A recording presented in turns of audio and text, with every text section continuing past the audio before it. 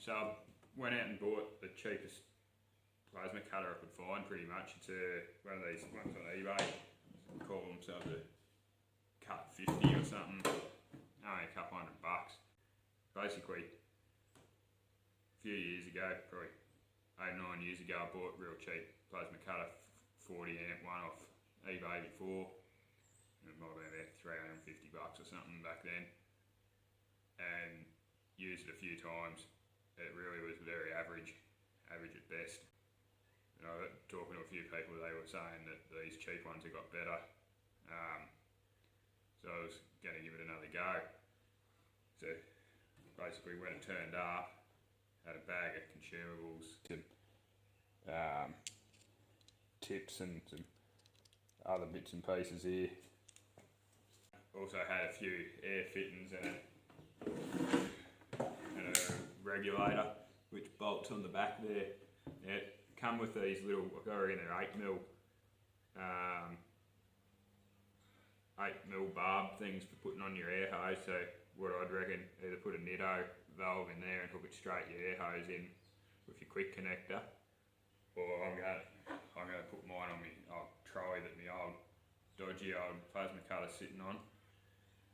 So I'm just going to join it into my nasty old air setup on that. So I've just got a 10mm air fitting to whack into it.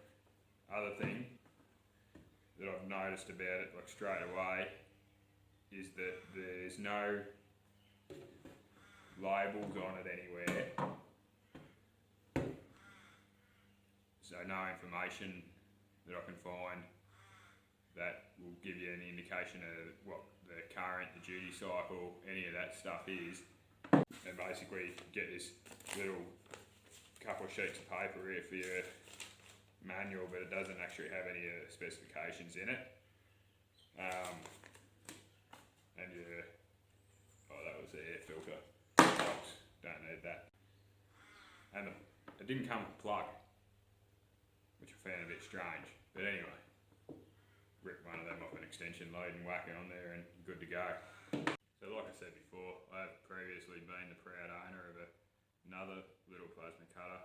It's a little 40 amp one like this, which was way bigger in comparison to the new one. I went through all kinds of things trying to make it work better. I've got an old compressor that I thought maybe I wasn't getting enough air at the end of my hose, so I'd get a stockpile of air up next to the machine. That didn't help it. Tried a lot of things, and in the end, it just wasn't that user friendly basically. So on the back here, I've got basically my air goes in here and it can fill up these two tanks as a buffer, and I've just tapped into it and I've run another hose up, which I'll get on here. So I've got it set up here on this ugly old air compressor thing. That's my old plasma cutter down the bottom there.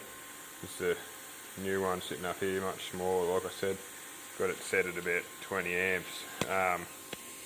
Yeah, one thing that I have noticed, the torch on the thing, so it's just a whole lot nicer to hold than the old one that I got there too.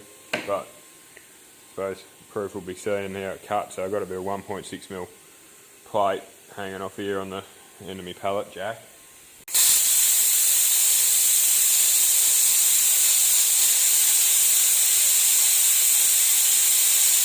It does seem to be doing what it said it was doing.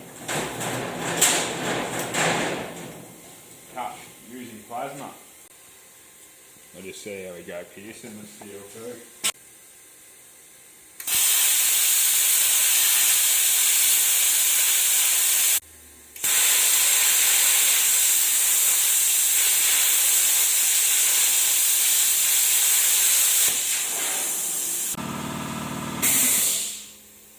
So there you go, Tom's car hold, cut out sort of by hand here.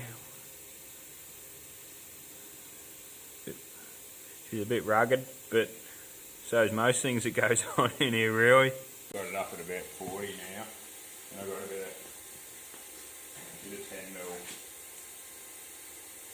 second plate, it's rusty as, and you'll see what that does, eh? And it's going to start at the edge though. 10mm plate, didn't change my air, turned it up to about 40. And it's just hacked that straight off there.